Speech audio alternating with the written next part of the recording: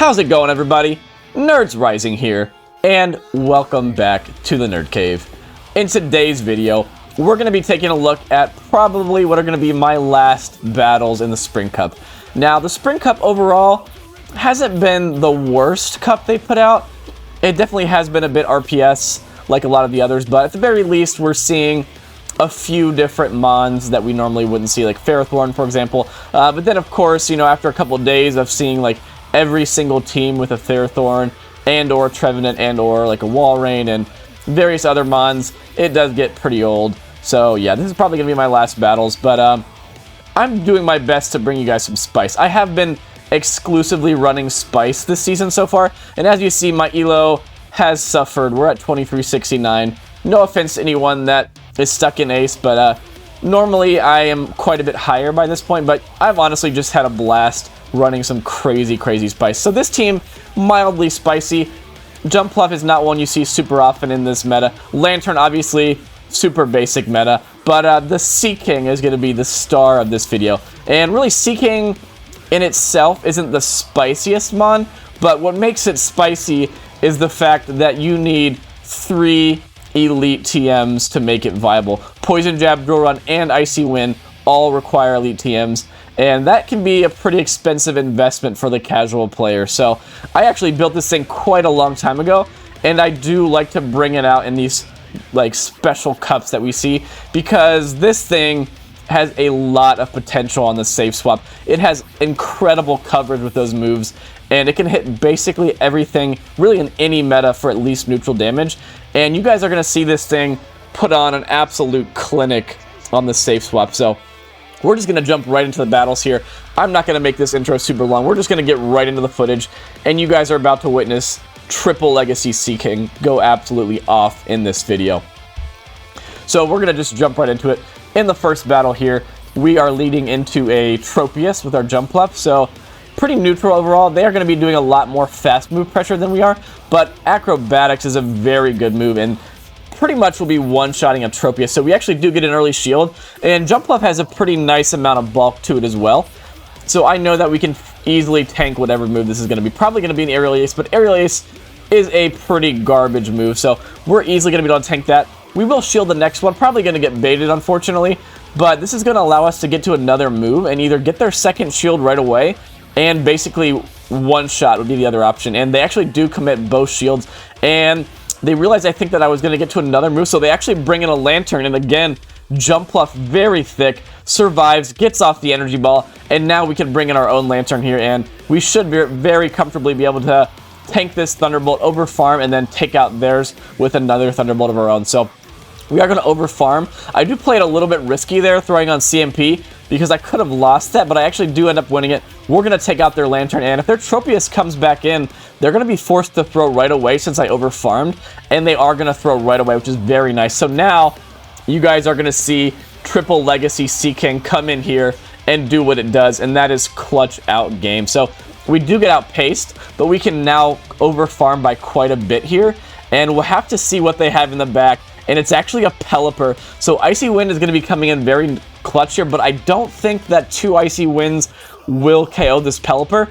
So I'm going to have to make a catch here on the Jumpluff, and I count perfectly. I catch what hopefully is a Hurricane, and it is the Hurricane. We catch it, and now we can very safely over-farm, throw just before they get to the Weather Ball, and now we are only 1 Poison Jab away from the Icy Wind, and this Tropius is not out of move, and Seaking is going to get a very nice sweep there with a little bit of help from Jumpluff, and a very nice catch as well. But in that game, obviously, we didn't need the Seaking as the safe swap, but just wait, guys. It's coming. You're going to see it. So in the next battle, we have a Galarian Wheezing, which is not a great matchup for our Jumpluff. So now we bring in the Seaking. They farm up a little bit, and they meet our Seaking with the Trevenant. And since they switched in late, that makes me think that they do not know about the Icy Wind, and they do not know about it. And now they're going to lose switch advantage to a Water type, and this puts us in a very nice position because we can align that Galarian Wheezing now to our Lantern, and they bring in their own Lantern as well.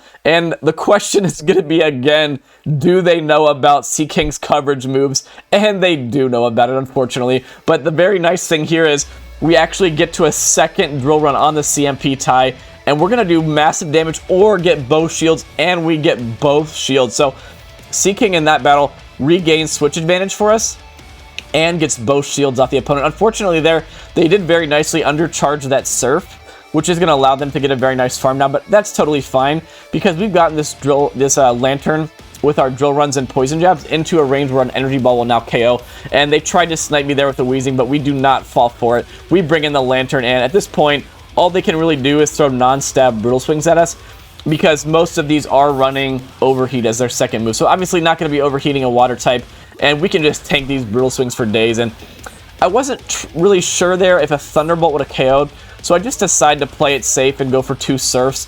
I think that is the safer option there, and by the time we get all these moves off, our switch clock will be up. We'll just take out this Wheezing and then hard swap in the Jump Bluff and Energy Ball the Lantern, and that's going to be a good game. So in that battle, as you see there, they really had us hard countered Mon for Mon, but the fact that we were able to win back Switch there with our Seaking was absolutely massive. And really, it didn't matter if they would have brought the Lantern into our Seaking instead of the Trevenant. We still have that Drill Run coverage, and we actually could have taken Switch from the Lantern as well. So either way, they were just basically doomed to lose Switch to our Seaking there, and that is a GG. So in the next battle, a Tentacle, so another very bad lead. We're going to bring in the Seaking right away, and they are meeting our Seaking with a Roserade this time. So they actually throw on 3 here, so I know that this is just a Fire-type Weather Ball, so I tank that very easily. And now I'm going to throw on correct timing here, and we're just going to start spamming out these Icy Winds for days. First one grabs the shield, and at this point, I think they are probably just going to go straight Weather Ball, but Roserade just hits so hard that I think with the Weather Ball and Bullet Seed combo, if I don't shield that Weather Ball, they probably will take back Switch. So I should have just shielded the first one if I was going to commit shields, but you live and learn, and at this point, I'm just willing to go down 2 shields to maintain Switch because I do not want that Tentacle aligned to my Jump Bluff. And they actually decide to give up Switch there, recognizing I was going to take it back anyway. So I bank some energy on the Seaking, and I bring in the Lantern to meet their Tentacle. And they are running Acid Spray as well, so we do not have to worry about the Sludge Wave. And at this point, we're just going to farm up to the nearly back-to-back, take out the Tentacle, and Roserade is just so glassy that if they try to bring it back in, we can just Thunderbolt it and take it out. So gonna KO the Tentacle here with this Thunderbolt, and what is gonna be in the back, hopefully something that Jump Bluff can take on. And what are they gonna come in with here is the real question. They bring back in the Roserade, we throw 1 Spark and the Surf. We're gonna take out the Roserade, and we bring in the Jump Bluff, and it's a Sawsbuck in the back, and Sawsbuck is not going to be appreciating an Acrobatics from the Jump Bluff. Does it one-shot? Yes, it does, and that is the GG. So well played to the opponent there, but again, the Seaking on the safe switch just does so much work and basically gets us the win there. So Shadow Vic here in the next battle, and this is a very nice matchup. We are double resisting these Razor Leafs, and the opponent is actually staying in as well, so they must be very weak to this Jump Bluff and back. So they're going to stay in. This is probably going to be an Acid Spray bait, but I just really can't afford to get Sludge Bomb, so I do shield it. It is the Acid Spray, so we're going to overfarm here, and we're going to go straight for another Acrobatics. And is the opponent willing to go down 2 shields right away? And they do actually let that go, and they bring in an Abomasnow, and I did not want to stay in and get farmed down there, so I actually bring a Water type into a Shadow Grass type, but we are absolutely shredding this thing. We've already gotten it to half health with the Poison Jabs alone, and they shield our Icy Wind as well. And unfortunately, we do get baited, so they may have gotten to an Energy Ball there, but we were just doing so much damage with the Poison Jabs that they actually are forced to switch out. They bring in a Trevenant, and we outpace them to the Icy Wind, and we have basically nearly taken out 2 Grass types with a Water type. And now we can just simply come in here with the Jump Bluff, farm them all the way down. We are not in Shadow Ball range, and we will be able to Acrobatics the Abomasnow. And actually, I decided to come in with the Lantern there, I think recognizing that they were at a Weather Ball. So what I do here is I bring the Lantern into the Trevenant to get a little bit of an energy head start, and I'm going to force them here to Energy Ball them, to Energy Ball me. And what that's going to do is basically not allow them to come out of this matchup with a move, and we even take them out with a Thunderbolt there. So by doing that there, I just forced their energy, and I had the move banked on the Jump Bluff, so that was a GG. And Shadow Mawile in the next battle, really bad lead. We bring in the Seaking, and this battle, guys, is where you're really going to see just the raw power of the triple Legacy Seaking on the safe swap. We throw the Drill Run on the CMP tie to a potential Thunderbolt. And actually, I guess it wasn't a CMP tie. Yeah, I guess it's the one-turn switch there. We didn't see the spark go through, so that's why I thought it was a CMP tie. And unfortunately, we do get baited, but again, I know where they are in terms of energy, so again, I throw on CMP here. And this time it actually was a CMP tie. And at this point, even if they bait us again, I think that we can still get to another Drill Run, and they do full send it. So now we will actually outpace them to even another Surf, and we're just going to straight up take switch advantage from a Lantern and the 2 shields with a Seaking, and they bring in a Tentacruel now, and we actually make it to another Drill Run. So Seaking just putting in so much work. Drill Run does massive damage onto the Tentacruel, and now we have switch advantage, and we know that the Jump Bluff at this point really doesn't have a lot of play. So I just bring it in there to sack it, and now Lantern is going to close out this game very comfortably. And at this point, if I was the opponent, I would just be top lefting here, because we've already seen they don't have Sludge Wave, and 2 Surfs is easily going to be taking care of this Mawile, and then we can just farm down the Tentacruel in the back. So this is a GG, but as you see there, Seaking again in the 2 shield. And by the way, not only did we win the 2 shield against the Lantern, we did not even Icy Wind bait them. We just went straight Drill Run and still took that match. So GG's. And we are moving through these pretty quick. I think we've got like maybe 3 or 4 battles left. And that match we actually finally had a decent lead. But they safe switched into an Abomasnow, which is kind of rough.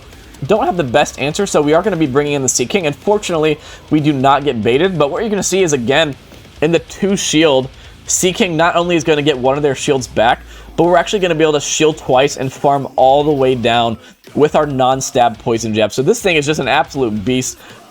We debuff them, and they actually do full send the energy ball again. And even though we had to go down 2 shields, we come out of here with a lot of energy. And again, this energy is pretty much unwallable, except by a bug water type. So unfortunately, Araquanid does wall all our charge moves, but we are able to get the debuff off, and now we have our Jump Bluff here for the Whiscash and for the Araquanid. And Bug Buzz, especially since it's been debuffed, really doesn't do that much damage. So at this point, I recognize my win con here is just to simply over farm a ton. That way, if they try to bring back in that Whiscash, which they do, we will have enough energy for the energy ball before they can make it to a Blizzard. And what's crazy there actually is that Whiscash tanks a double super effective energy ball and actually is going to make it to their own Blizzard. But at this point, this game is so over because we can just farm down with the Seaking and then bring in the Lantern to shut down the Araquanid. And that is going to be a GG. As much as I hate people that run meta, I don't hate the people that run meta. I should say I hate the meta itself. As much as I hate the fact that I'm running Lantern there, it is really strong in this meta because there's a lot of water types that just get really hard walled by the Lantern. So this opponent was running a Trevenant, which wasn't a bad lead for us, and they actually bring in a Fairy Wind Jump Bluff, which is a very cool pick, or Jump Bluff, a Fairy Wind Slurpuff, which is actually something that I ran in my last video, which is very, very strong on the safe switch. And I knew I could take an Energy Ball here, but the opponent is actually running Play Rough instead of Energy Ball, so very interesting there. But I decided to bring the Lantern into the Jump Bluff just because I know it literally has 0 play against the Trevenant, so I figured we might as well get a little bit of utility out of it. And the opponent actually elects to not overfarm at all, which in my opinion is a little bit of a mistake there. And we actually make it to a Surf as well, which is really clutch. But if I was the opponent there, I would definitely be overfarming massively, because then the opponent would have some residual energy to Shadow Ball or Jump Bluff. So by not doing that, they're going to be forced to give up a shield and go down shields. And I know that I'm not even close to Shadow Ball range. Jump Bluff is just a tanky Cotton Ball mofo, and we tank that. Actually, they baited as well with the Seed Bomb, which is a very interesting decision by the opponent, because that's double resisted, and they have a Pelipper in the back. And at this point, this is a GG. Even if they bait us here, we can simply just shield once, farm all the way down, and we're going to have so much energy on the Seaking to Icy Wind this Trevenant into Oblivion, and the opponent recognizes it and surrender. So GG there. And yeah, Seaking just a beast. Jump Bluff, a tanky Cotton Ball mofo, apparently, as I said earlier. Yeah, it's late, and as usual, I am very low on sleep, so bear with me, guys. And in this battle, I don't remember what the lead was, but they answer our Seaking with a Tropius, And guys, Tropius is not an answer to Seaking because we outpace them since we have a slight energy lead. So I can just simply continually overfarm and CMP tie them to these icy winds. And I think the opponent recognizes that here and just elects to let it go. So we don't even have to go down shields in that battle. We just straight up take switch advantage from a flying grass type with a water type. So that's crazy. And the opponent is going to go straight Bubble Beam onto our Seaking here with a Mantine. And this is absolutely incredible for us. We will start debuffing them. And at this point, as is the case in a lot of these battles, I've noticed in the Spring Cup, the result of the battle is decided very early on because the opponent was running, I think it was a Wall Rain lead if I'm remembering correctly, and they have a Mantine in the back, so they're just fully core broken by an electric type. So after getting switched there, Lantern can simply just sweep that game, and the opponent recognizes it, and again, we get another top left from the opponent. So we have a Roserade in this battle, and this is actually a Poison Jab Roserade, so this is actually really not good for us whatsoever.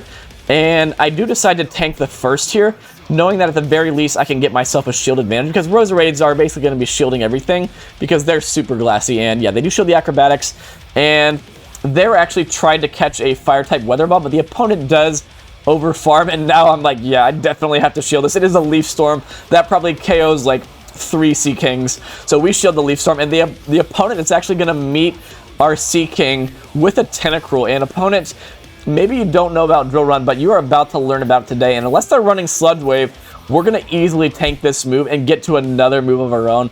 And I actually do farm up to the very last second here, and I'm actually going to bait with an Icy Wind because I recognize they have a lot of energy. They probably are going to want to keep it, and that's exactly what they do. So we debuff them, we get their last shield, and now I will bring in the Lantern, and I'm calling they're running a big move, so I'm going to make the catch. And not only did we catch a move, we catch a Hydro Pump onto our Jumpluff. We farm down with the Lantern, and at this point, the Roserade, I think, is just about in Thunderbolt range, so, and they're also energy dry. They actually tried to catch maybe a Surf there, and they have their own Lantern in the back. So this is actually going to be fairly tricky. They do have a little bit of residual energy, but I know that they do not have anywhere near enough energy for another Leaf Storm. So I think at the most, they're probably going to be getting to a Weather Ball. So I'm recognizing that probably the hardest hitting move left in the game is going to be a Thunderbolt from the Lantern. I actually call a bait there, which is crazy. And I think I will shield this next one. I don't remember if it was enough for a Thunderbolt or not, but we're going to shield it anyway, farm all the way down. And again, I think the opponent's only going to be getting to a Weather Ball here. So rather than Thunderbolting and not KOing, I decided just to go double Surf here. And what you're going to see is the opponent actually did sneak the Poison Jab through, and they now are getting to their Weather Ball. So we need Lantern to be a tanky beast. Are you a tanky beast? Yes, you are. We tank the Weather Ball, and we will get to the second Surf, and that's going to be a GG. So maybe Thunderbolt would have KO'd. I don't know. Maybe we made that game closer than we needed to. But again, I knew that Lantern could take a Weather Ball, and we do. And that is another GG. So I hope you guys are enjoying these battles. Again, I know the Spring Cup kind of RPS, but at the very least, we're doing our best to bring you guys some spice. And by the way, Jamie Finn will be featuring some more spice of mine here in the next couple of days, so stay tuned for that. And we had a Ferrothorn lead here, and this is actually a pretty nice matchup for us here, especially since they're not running Flash Cannon, they're running the non-stabbed Thunder. And they tried to catch a move onto an Abomasnow, but I was like, hold up, I actually want to throw this anyway, because Acrobatics would definitely be one-shotting the Abomasnow. And again, we're going to be forced to bring our Water type into a Grass type, and hopefully we don't get baited, and they do full send it again, so that's very nice. Abomasnow's out here not baiting, so thank you for not baiting, opponent. Thank you for not baiting us, because that would be brutal if they did bait us there. And since they didn't bait, this is only a Weather Ball. I was counting.